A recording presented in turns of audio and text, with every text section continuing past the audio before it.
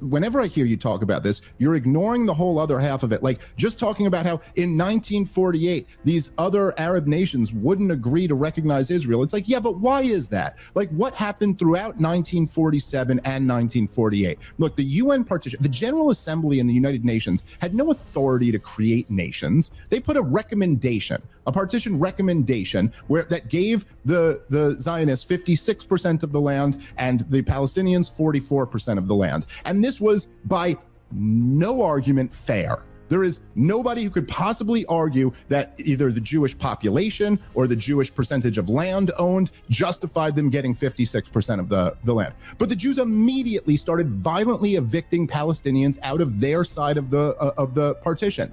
And okay, where in 1948, when the other Arab nations finally invaded, almost none of the fighting was done on the Jewish side of the partition. It was almost all done on the Palestinian side of that partition because the Zionists had already moved well beyond what the UN gave them. And then after that, they took about 78% of the land. And then after 67, they essentially took the rest. Now, your point about Camp David 1, that is, when you talk about Camp David in the late 1970s, I understand this is what all, and believe me, I'm Jewish. I've grown up around this. I'm so well versed in the pro-Israel point of view here. But it's funny that people always go, look, Israel was happy to give land for peace.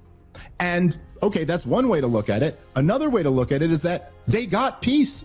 They've had peace with Egypt and Jordan ever since. And so now to your later point about the idea that the Palestinians have had all of these offers and they always turn it down. I know it makes for a great slogan, but you know, they never miss an opportunity to miss an opportunity, or we have no partner for peace, or a people without land, or a land without people. The problem is all of these slogans are lies. They're not true. And I would highly recommend to everybody listening, and to you, sir, personally, because I know you are a reader and you actually know this stuff, read Clayton Swisher's book, The Truth About Camp David. This guy went around and spent 3 years interviewing everyone who was a part of those negotiations. And the official story that Arafat just walked away and he had such a good offer, but he wouldn't take it, is not true. And all of the players involved admit this. Whenever I hear you talk about this,